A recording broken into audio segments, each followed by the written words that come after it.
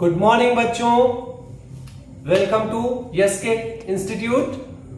बच्चों, रख हौसला वो मंजर भी आएगा, प्यासे के पास चल के समंदर भी आएगा। रख हौसला वो मंजर भी आएगा, प्यासे के पास चल के समंदर भी आएगा। थक कर ना बैठ ए मंजिल के मुसाफिर, मंजिल भी मिलेगी और मिलने का मजा भी आएगा।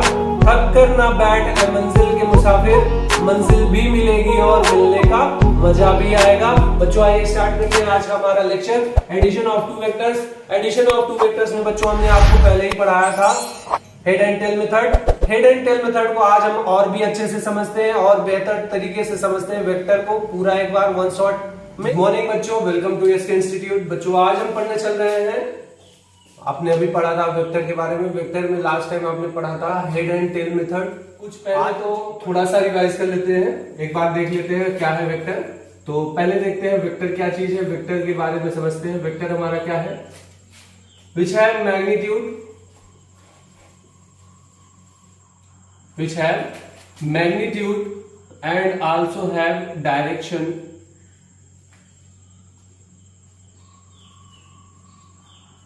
which have magnitude and direction both कह सकते हैं कि जिनके पास मैग्नीट्यूड और डायरेक्शन दोनों हो उन्हें हम क्या कहते हैं, वेक्टर क्वांटिटी कहते हैं। ठीक है, तो आप इनको ऐसे समझ सकते हैं जैसे कि हम आपसे कहें कि हम 5 मीटर चलते हैं, आपको पता नहीं हो, और फिर मैं कहूं कि 5 मीटर ईस्ट की तरफ चलते हैं, तो यहां पर आप देख रहे हैं कि आपको एक डायरेक्शन मिल रहा है कि आपको ईस्ट में जाना है, और फिर यहां आपको 5 मीटर जाना है, ये है पता है आपको। बट ये इसमें कि 5 मीटर ईस्ट में जाना है, यहां पर आपको मैग्नीट्यूड दिया गया है और उसके साथ साथ डायरेक्शन दिया गया है, और यहां पर केवल और केवल मैग्नीट्यूड दिया गया है। तो ये बच्चों हमारा हो जाता है क्या, इसको हम नॉर्मली कह सकते हैं कि it is distance, and what is this, and this is the displacement. तो कभी कभी बच्चे कंफ्यूज होते हैं कि डिस्टेंस और डिस्प्लेसमेंट में डिफरेंस क्या है। तो डिस्टेंस और डिस्प्लेसमेंट में यही डिफरेंस है कि यहां पर हमें बच्चों डिस्टेंस में डायरेक्शन का आइडिया नहीं होता, लेकिन इसमें हमें डायरेक्शन का आइडिया होता है। जैसे इसमें 5 मीटर डिस्टेंस हमने ट्रेवल किया, लेकिन किस डायरेक्शन में किया, कौन सी दिशा में किया, वो हमें पता नहीं होता। लेकिन इसमें हमें 5 मीटर ईस्ट में जाना है, हमें डायरेक्शन का भी आइडिया है और हमें मैग्नीट्यूड भी दिया गया है, तो ये हमारा डिस्प्लेसमेंट हो जाता है। इसी में थोड़ा सा और कंफ्यूजन हो जाती है जब हम बात करते हैं किसकी, स्पीड एंड वेलोसिटी की। ठीक, तो बच्चों स्पीड एंड वेलोसिटी में क्या डिफरेंसेस होते हैं वो भी देख लेते हैं इसी साथ। डिस्टेंस को अगर हम टाइम के रिस्पेक्ट में ले और डिस्प्लेसमेंट को भी अगर हम टाइम के रिस्पेक्ट में ले, मतलब इसमें हमें पता है मैग्नीट्यूड है, मैग्नीट्यूड को हम अगर मैग्नीट्यूड में डिस्टेंस ट्रेवल करते हैं और वो हमारा टाइम के रिस्पेक्ट में ले, और डिस्प्लेसमेंट में हमें मैग्नीट्यूड के साथ साथ डायरेक्शन भी है उसको भी हम टाइम के रिस्पेक्ट में अगर लेते हैं, तो ये हमारा कन्वर्ट होकर के आ जाता है, आपको पता है ये हो जाता है स्पीड, यही हमारी स्पीड बनाती है, और ये हमारा हो जाता है, this is the difference between speed and.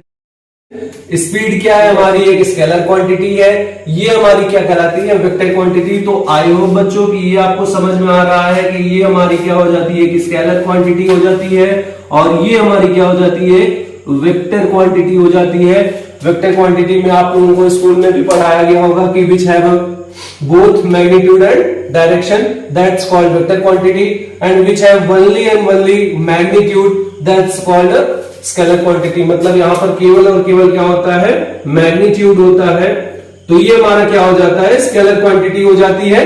और यहाँ पर जब हमारा मैग्नीट्यूड, मतलब मैग्नीट्यूड के साथ साथ डायरेक्शन का भी आइडिया होता है, मतलब बोथ दोनों मिल जाते हैं हमें, तो ये हमारा क्या बन जाता है, वेक्टर क्वांटिटी बन जाती है, और ये हमारी स्केलर क्वांटिटी बन जाती है। तो बच्चों स्केलर और वेक्टर को आपने समझ लिया होगा। आइए बढ़ते हैं आगे। तो आइए बच्चों आगे बढ़ते हैं, आगे देखते हैं हम एडिशन ऑफ टू वेक्टर। ये आपने पहले भी हमारे पहले वीडियो में पढ़ रखा है, जिसमें हमने आपको बताया था हेड एंड टेल मेथड, तो उसको भी शॉर्टली समझ लेते हैं। आइए देखते हैं, तो बच्चों उसको भी शॉर्टली समझ लेते हैं। आइए देखते हैं addition of two vector. Addition of two vectors जिसमें हमारे तीन मेथड जो हमारा पहला होता है, इसमें हमने हमारे लास्ट वीडियो में इसका बारे में बताया था, हेड एंड टेल मेथड। एक ये हमारा हो जाता है एडिशन ऑफ वेक्टर में। सेकंड हमारा होता है बहुत ही इंपॉर्टेंट पैरेललोग्राम मेथड। ये बहुत ही प्यारा मेथड है, इसके बारे में जानेंगे। थर्ड हमारा है ट्रायंगल लॉ, ट्रायंगल लॉ, इसके बारे में जानेंगे। तो ये हमारे तीन मेथड होंगे, जिसके बारे में हेड एंड टेल मेथड तो हमने पढ़ रखा है, हमारे लास्ट वीडियो में हमने उसके बारे में बताया। इसको भी थोड़ा सा वन शॉट में देख लेते हैं। पैरेललोग्राम मेथड भी हम आज नहीं, हमारे नेक्स्ट वीडियो में हम पैरेललोग्राम मेथड पढ़ेंगे। हेड एंड टेल को आज थोड़ा और अच्छे से समझ लेते हैं, उसके बाद हम पढ़ेंगे बच्चों ट्रायंगल लॉ के बारे में। तो चलिए आज थोड़ा सा देख लेते हैं हेड एंड टेल मेथड में।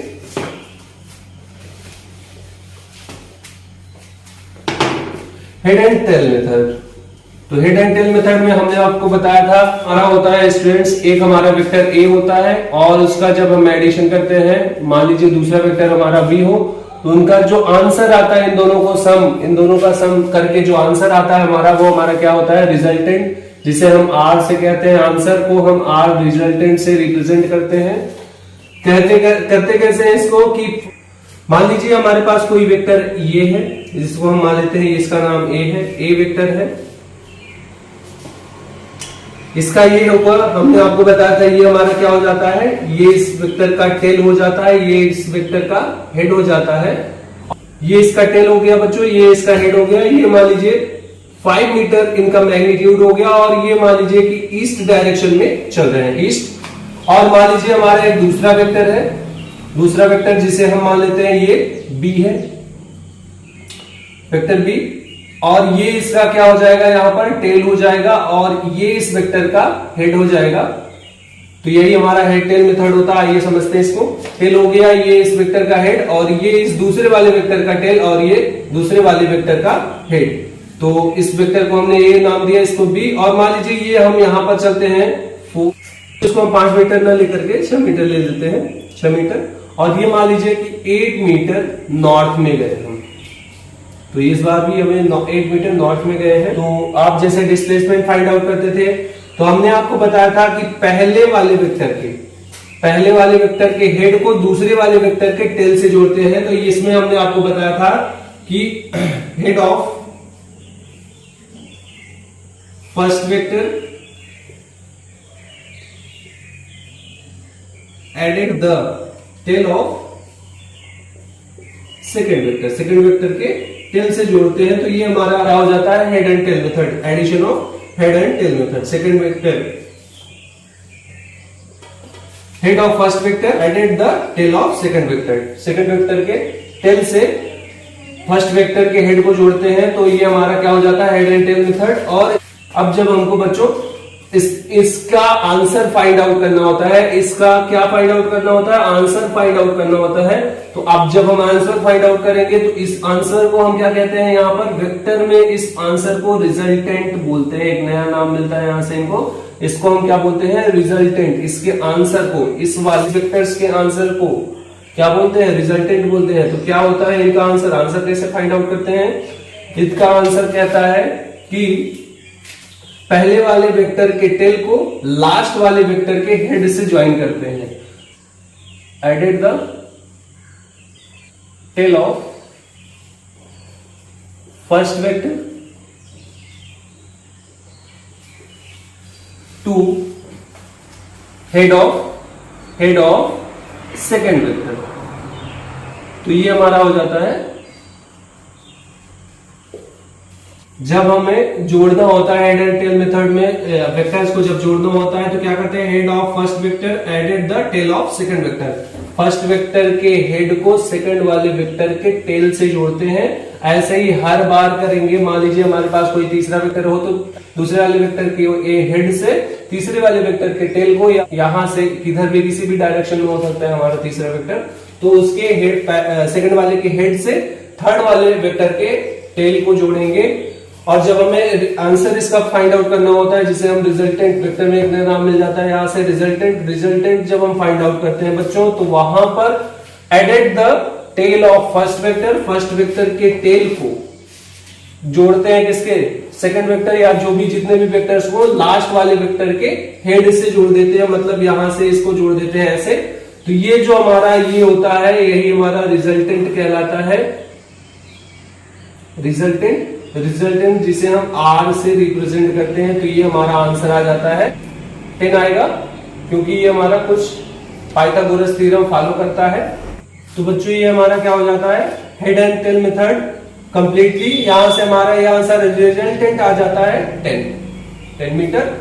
तो बच्चों ये हमारा कंप्लीट हो जाता है हेड एंड टेल मेथड। कल हमारे सेकंड वीडियो में पढ़ेंगे पैरेललोग्राम मेथड, बहुत ही इंपॉर्टेंट है ये। कुछ ऐसे भी एग्जांपल्स आए थे, कुछ ऐसे एग्जांपल्स जिसकी वजह से ये थ्योरी हमारी हो गई थी फेल। जैसे मान लीजिए कि ये हो जाए कुछ एंगल, और अब इनमें एंगल्स को लेकर के काफी प्रॉब्लम आ गई थी। मान लीजिए यहाँ पर एक वेक्टर ये हो जाए, एक वेक्टर ये हो जाए, इनके बीच की एंगल कितने हो गए 120।